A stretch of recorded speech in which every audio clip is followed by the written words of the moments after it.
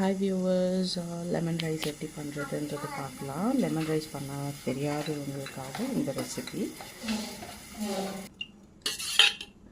Lemon rice செய்யும் போது கொஞ்சம் எண்ணெய் எக்ஸ்ட்ராவாக ஊற்றிக்கோங்க.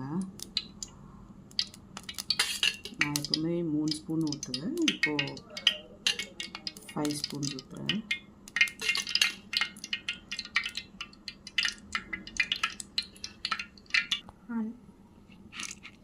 உளுத்தம்பருப்பு, கடலைப்பருப்பு கொஞ்சம் போட்டுக்கோங்க.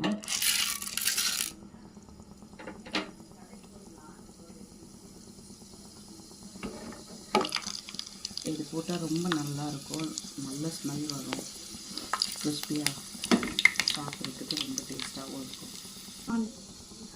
கொஞ்சம் நல்லா கோல்டன் ப்ரௌன் வர வரைக்கும் இது பண்ணிக்கோங்க. நீங்கள் ரொம்ப இதுலேயே விட்டாக்கா ரொம்ப தீஞ்சிடும், அதுக்குள்ளே நம்ம கடுகு போட்டுடலாம். ஸோ இது கடுகோடு சேர்ந்து கொஞ்சம் ப்ரௌன் ஆகட்டும், ஃப்ரை ஆகட்டும்.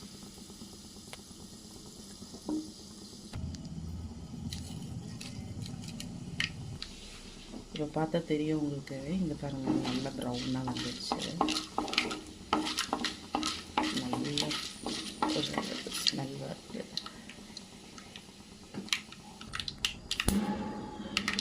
எப்போவுமே லெமன் ரைஸ் செய்யும் போது கொஞ்சம் ஃபாஸ்ட்டாக செஞ்சிடணும், இல்லைன்னா எல்லாமே கருகிடும்.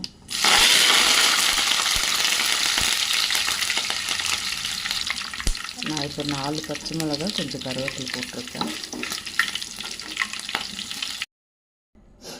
பாருங்கள், நல்லா மிக்ஸ் பண்ணிட்டேன். கொஞ்சம் ஆயிலியாக இருந்தால் தான் டேஸ்டியாக இருக்கும்.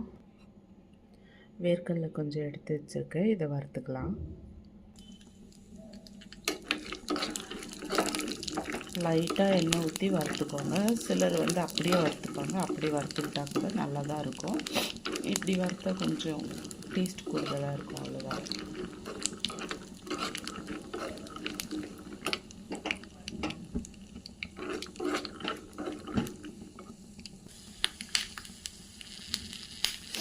நல்லா கோல்டன் ப்ரௌன் ஆகுற வரைக்கும் வறுத்துக்கோங்க.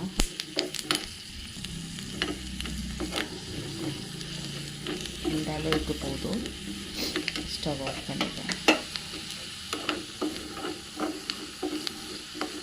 இதிலே விடாதீங்க, இது கருகிடும். ஸோ இதை எடுத்து உடனே சாப்பாட்டில் போட்டுடலாம். Lemon rice ready.